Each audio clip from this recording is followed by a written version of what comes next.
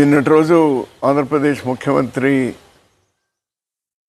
నారా చంద్రబాబు నాయుడు గారు మడకసిరకు రావడం చాలా సంతోషం.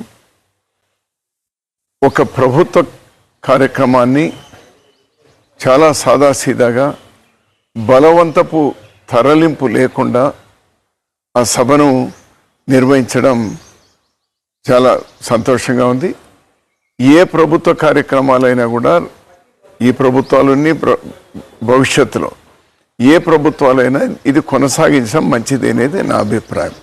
కారణం ఏమంటే ఒకప్పుడు జనం తరలింపు అవసరం, ఎందుకంటే ఈ ప్రసార మాధ్యమాలు లేనప్పుడు, ఇప్పుడు ఈ సోషల్ మీడియా కానీ ఎలక్ట్రానిక్ మీడియా ఉన్నప్పుడు ప్రపంచమంతా చూడొచ్చు. 10 మందితో జరిపిన ఇష్యూ ప్రపంచమంతా తెలపచ్చు. అటువంటి ఒక మంచి ప్రయత్నం నిన్న జరిగింది. నేను నా హర్షాన్ని వ్యక్తం చేస్తున్నాను.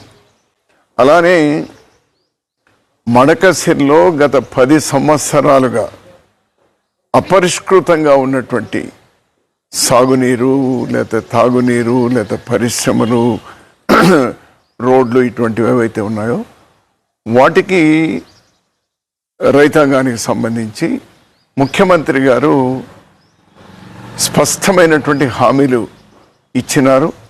నా హర్షాన్ని వ్యక్తం చేస్తున్నాను. ఒక మడకసిర వాసిగా నా హర్షాన్ని వ్యక్తం చేస్తున్నాను. వాటన్నిటి కూడా వెంటనే ఇంప్లిమెంట్ చేసేటువంటి శక్తి కూడా భగవంతుడు ఈ ప్రభుత్వానికి ఇవ్వాలి. మడకసిరిలో గత 10 సంవత్సరాలుగా పెండింగ్ ఉన్నటువంటివన్నీ పరిష్కారం కావాలి అని నేను కోరుతా ఉన్నాను. దశాబ్దాలుగా ఉన్నటువంటి ఒక సమస్యకు సుప్రీంకోర్టు పరిష్కారం ఇచ్చింది నిన్నటి రోజు. 7 ధర్మాసనంలో ఉన్నటువంటి జడ్జీలు ఒక మంచి నిర్ణయాన్ని వెల్లడించినారు, తీర్పునిచ్చినారు. ఎస్సీ ఎస్టీలో వర్గీకరణ జరగాలి, అందరూ సమానంగా రావాలి అనేటువంటి దాంతో ఇచ్చారు. మనస్ఫూర్తిగా నేను హర్షిస్తా ఉన్నాను. సుదీర్ఘమైనటువంటి పోరాటం ఈరోజు సాకారమైంది. అందులో భాగస్వాములైనటువంటి అందరికీ, ప్రత్యేకించి మందకృష్ణ మాదిగ ఎక్కువగా శ్రమించినారు.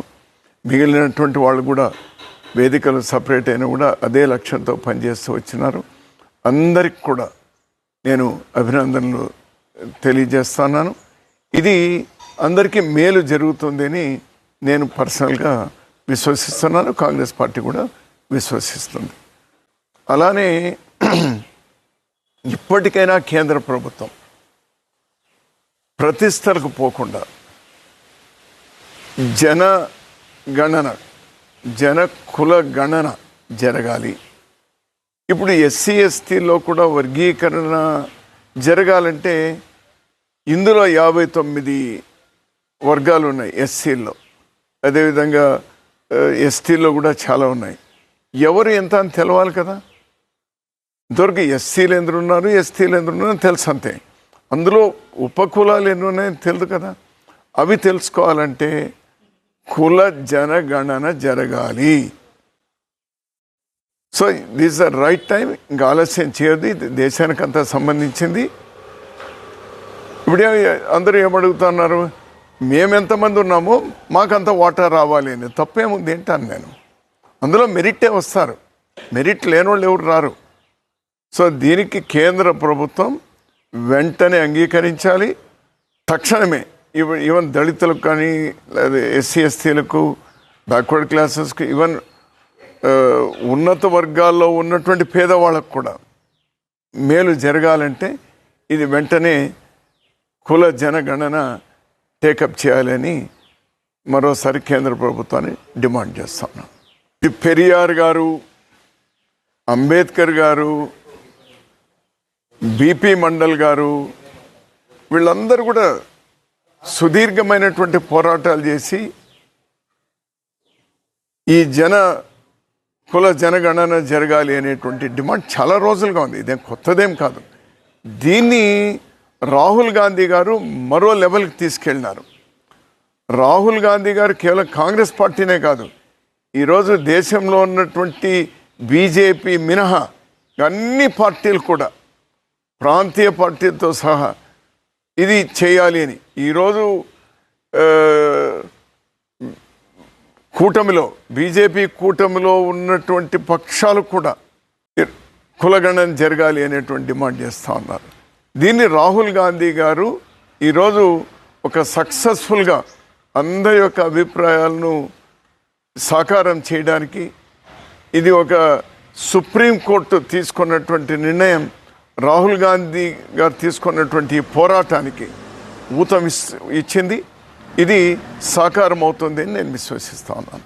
కేరళలో భారీ వర్షాలతో వందలాది మంది చనిపోవడం, చాలా భయానకమైనటువంటి పరిస్థితి ఉండడం, రాహుల్ గాంధీ గారు రాజీనామా చేసినా కూడా వైనాడ్ ఎంపీగా అతను, ప్రియాంక గాంధీ గారు చాలామంది వెళ్ళొద్దు, అక్కడ చాలా ప్రమాదకరంగా ఉంది అని హెచ్చరించినా కూడా అక్కడ ప్రాణాలు కోల్పోయినటువంటి కుటుంబాలను, మరి అక్కడ ఇబ్బందుల్లో ఉన్నటువంటి వాళ్ళను పరామర్శించడానికి నిన్నటి రోజు వాళ్ళు వెళ్ళడం, ఆ వర్షంలో తడుచుకుంటూ ఆ బురదలో వెళ్తూ వాళ్ళందరికీ కూడా ఒక ధైర్యాన్ని ఇస్తూ, అటు ప్రభుత్వానికి కూడా మేము బాసటగా ఉంటాం, రాష్ట్ర కేంద్ర ప్రభుత్వాలు అందరూ కలిసి పనిచేద్దాం, రాజకీయాలకు అతీతంగా వాళ్ళకి అండగా ఉండాలి అనేటువంటి ఒక అప్పీల్ చేయడం అనేది ఏదైతే ఉందో నిజంగా మానవత్వం కలిగినటువంటి ఒక నాయకుడిగా రాహుల్ గాంధీ గారు నిన్న ప్రదర్శించినారు. రాజకీయాలకు అతీతంగా ఇటువంటి విపత్కర పరిస్థితులు వచ్చినప్పుడు కలిసి వాళ్ళకు అండగా ఉండవలసినటువంటి అవసరం ఉంది. రాహుల్ గాంధీ గారిని, ప్రియాంక గాంధీ గారిని నేను మనస్ఫూర్తిగా అభినందిస్తా ఉన్నాను.